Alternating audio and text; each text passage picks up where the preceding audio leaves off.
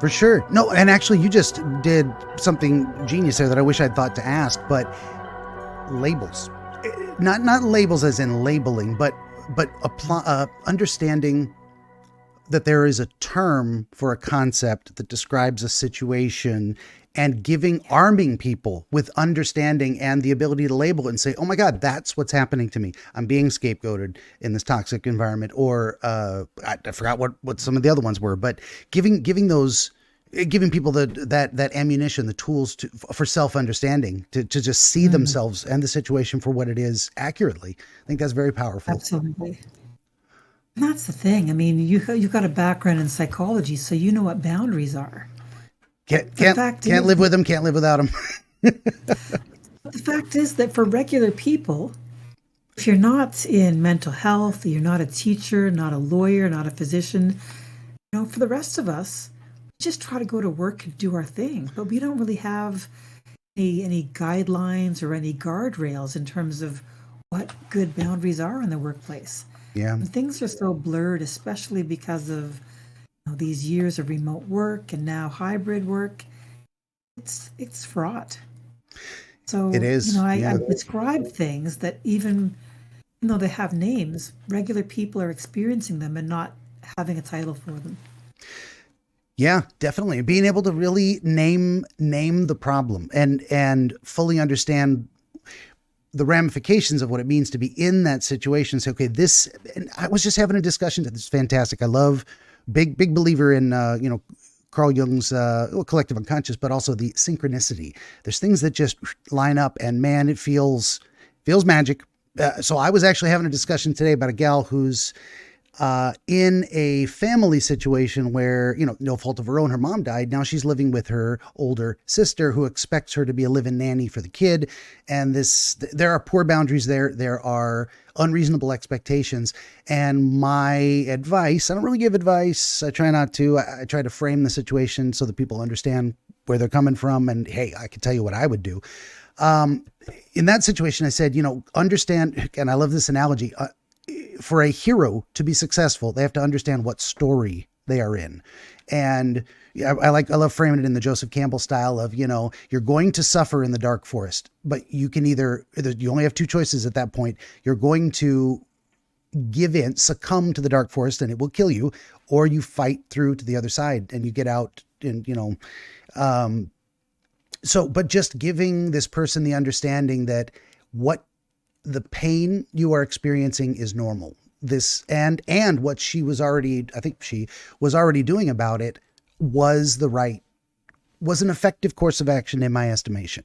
So just kind of normalizing that experience in terms of, yeah, you're doing literally everything you can, understand it properly. I said, you're almost kind of like a POW planning a prison break. Just nod and smile and keep the guards happy until you've got your hole dug and bounce. Sometimes that's all you can do. And I would say that applies to the workplace too. I mean, just nod and smile, even if you're looking for another job. Don't make a big deal about it. Don't cause conflict. It's not going to work in your favor. Do not expect unreasonable people to treat you fairly. Don't expect toxic people to be nice. If I just explain it to them, they don't care. They're not going to be good to you. If they were good to you, then you wouldn't have a problem. Go ahead. Sorry, I rambled. And I agree, and I like those two analogies. Thank you. That's what I try to do with this. I consider this, edutainment. I'm like, hopefully people come away from this as they will if they read your book, having an understanding of where they are in the situation and what it looks like, accept it for what it is, and now you can do something about it. You got to kind of diagnose the cancer before you can cut it out, that kind of thing. I love analogies too, so it's just kind of my thing. Actually, the whole analogy thing is how I do the dream stuff. It's like you have to be able to kind of see things from a little bit of a top-down metaphysical sense of like, it's not just what's happening, it's looking at what's happening from a little bit outside the fishbowl of yourself. And sometimes you need a bit of a partner to kind of stand over your shoulder and shine a flashlight in the dark and kind of help you see what's happening there. So I know you are short on, go ahead. Sorry. It's a powerful foundation, though, because I know, in terms of coincidences, I know of one person whose company name has Dream Maker in the title. I know somebody else who's some kind of a business coach and has to do with transformational dreams or transformational dreaming. Yeah, definitely. So when I saw your podcast, I thought, this is kind of out of the box. Let me go talk to him. For sure. Yeah. And it all relates to how I conceive of a wizard. It's like, does this guy really think he's a wizard? Well, yes and no. Like I can't hold out my hand and go behold fire. It's not going to happen. There's laws of physics, but laws of physics is exactly what makes it possible to be a wizard, because the classic iconic representation is old person, seen a lot, gray in the beard, etc., stooped over walking with a staff because they're, literally elderly. That gives a special cause and effect insight. Let me tell you what the future is going to look like for you, because I've seen it and it's consistent. Scientists broadly are practicing wizardry, even alchemy, and there's the alchemy of relationships, and alchemy became chemistry, that kind of stuff.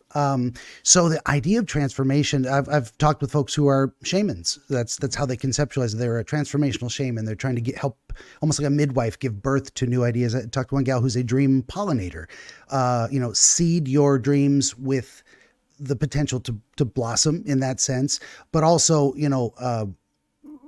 pollinating your life with your dreams so that they come true, so that you're putting it into practice.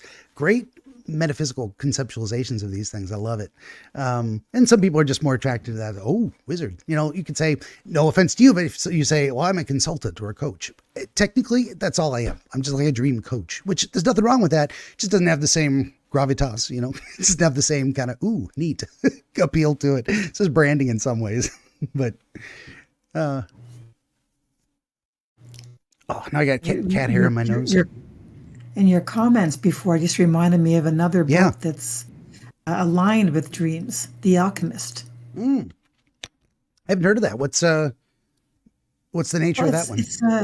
It's a story that, depending on how old you are and how you read it, it could be a children's story or it could be something much more profound. Those are some of the best. A young man who has a bit of a journey, and basically the key message is that when you are determined to do something and you're very motivated and you're kind of all in, the universe will conspire to help make that dream come true. It kind of feels that way sometimes. It does. Yeah. And sometimes the universe will conspire to put you in an uncomfortable position. I found that myself, where it's like, I didn't really cause this. As far as I can tell, nothing I did led up to this point, but I am now in a position I find intolerable, whatever that is. And conceptually, no one changes anything until it's not working anymore. That's kind of how we get stuck in a rut. Well, this is working well enough. When it's no longer working, we start looking at, okay, what's going wrong? How can I change this? I'm not happy. My financial needs are not being met, et cetera. Excuse me. And so sometimes you get into a situation where the universe says it literally slams a door and forgets to open a window. And you're like, all right, now I have to break a hole in the wall. I'm getting out one way or another, because the option is to stay in the room trapped forever. And some people do that. I can't recommend it. I don't think it's a recipe for a happy life. But yeah, I like that conceptualization too. If as they say, when God shuts a door, he opens a window. Like sometimes they're both closed and you got to make your own exit.